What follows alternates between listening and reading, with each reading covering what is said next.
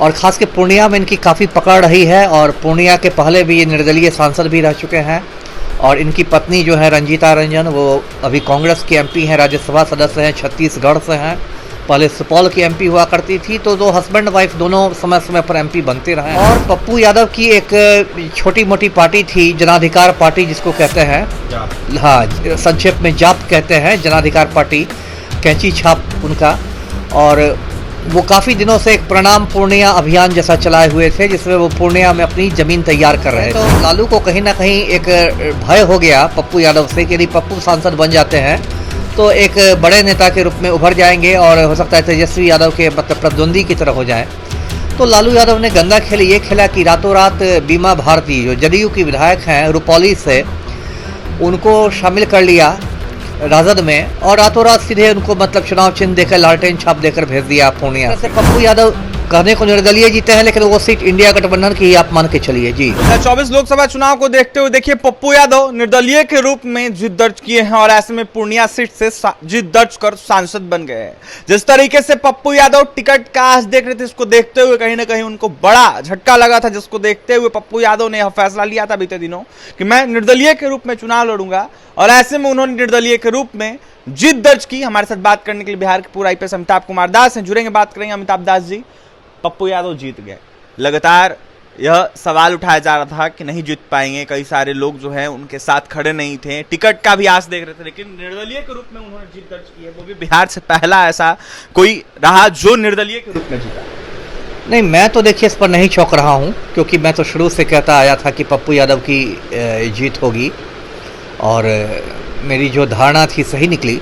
देखिए दर्शकों को मालूम ही होगा, ये जो सांसद हैं राजेश रंजन, जो पप्पू यादव के नाम से ज़्यादा पॉपुलर हैं, ये सीमांचल के खास के बहुत पुराने नेता हैं। सीमांचल मतलब हुआ पूर्णिया और आसपास के जो ज़िले हैं, कटिहार, आपको अररिया, किशनगंज वगैरह।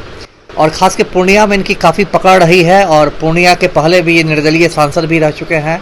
और इनकी पत्नी जो है रंजीता रंजन, वो अभी कांग्रेस की एमपी हैं, राज्यसभा सदस्य हैं, छत्तीसगढ़ से हैं। पहले सुपौल की एमपी हुआ करती थी। तो दो हस्बैंड वाइफ दोनों समय समय पर एमपी बनते रहे हैं। और पप्पू यादव की एक छोटी मोटी पार्टी थी, जनाधिकार पार्टी जिसको कहते हैं, हाँ संक्षेप में जाप कहते हैं, जनाधिकार पार्टी, कैंची छाप उनका। और वो काफ़ी दिनों से एक प्रणाम पूर्णिया अभियान जैसा चलाए हुए थे, जिसमें वो पूर्णिया में अपनी ज़मीन तैयार कर रहे थे। उसके बाद ऐसा हुआ कि अभी 2-3 महीने पहले, चुनाव के 1-2 महीने पहले, पप्पू यादव ने अपनी पार्टी का विलय कांग्रेस के साथ कर दिया। और उसके बाद ये बात पक्की मानी जाने लगी कि पूर्णिया से कांग्रेस का टिकट पप्पू यादव को मिलेगा। लेकिन इधर लालू यादव ने एक पप्पू यादव के साथ आप कह सकते हैं गंदा खेल खेल दिया, डर्टी गेम।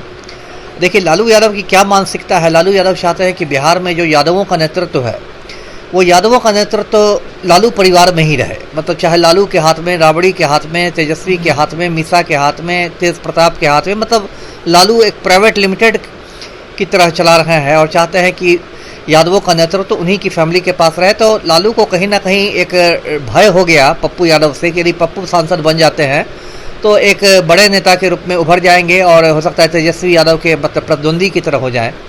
तो लालू यादव ने गंदा खेल ये खेला कि रातों रात बीमा भारती जो जदयू की विधायक हैं रुपौली से, उनको शामिल कर लिया राजद में। और रातों रात सीधे उनको मतलब चुनाव चिन्ह देकर, लालटेन छाप देकर भेज दिया पूर्णिया से। तो एक तरह मतलब ये गलत काम हुआ, क्योंकि एक बार जब राजद ने वहाँ प्रत्याशी खड़ा कर दिया तो अब कांग्रेस कैसे प्रत्याशी खड़ा करेगी? दोनों तो इंडिया गठबंधन में है। तो कांग्रेस की मजबूरी हो गई कि वो पप्पू यादव को नहीं खड़ा कर सकती है। तो अपने हिसाब से लालू ने ये किया, लेकिन पप्पू यादव भी बहुत दिनों से काम कर रहे थे, उनको निराशा जरूर हुई, लेकिन वो निर्दलीय खड़ा हो गए। उसके बाद जो पूर्णिया में संघर्ष था वो त्रिकोणीय हो गया, क्योंकि वहाँ जो जदयू के मौजूदा सांसद संतोष कुशवाहा हैं, बीमा भारती तो थी ही राजद की, और पप्पू यादव निर्दलीय। लेकिन मैं शुरू से कहता आया था कि देखिए पप्पू यादव ने काफ़ी काम किया है और पप्पू यादव एक ऐसे नेता है जो ज़मीन से जुड़े हुए हैं। सिर्फ पूर्णिया में नहीं, आप देखिएगा बिहार के किसी भी कोने में कुछ होता है, पटना में कभी जल जमाव होता है या कहीं पर कुछ अगलगी होती है, कोई मरता है, कोई महामारी होती है, लॉकडाउन होता है, तो एक पप्पू यादव अपना पहुंच जाते हैं वहां पर। तो एक मतलब उनकी छवि है ज़मीन से जुड़े हुए आदमी की। तो ठीक है, मैंने कहा कि इसका उनको फ़ायदा मिलेगा और उनका जो टिकट लालू ने एक तरह से कटवा दिया उसकी सहानुभूति भी उनको मिलेगी। और वही हुआ तो पप्पू यादव अच्छे खासे मतों से जीते हैं। और बीमा भारती के तो खैर मतलब बहुत दुर्गति हो गई है, जो नोटा से भी कम वोट मिले हैं बीमा भारती को।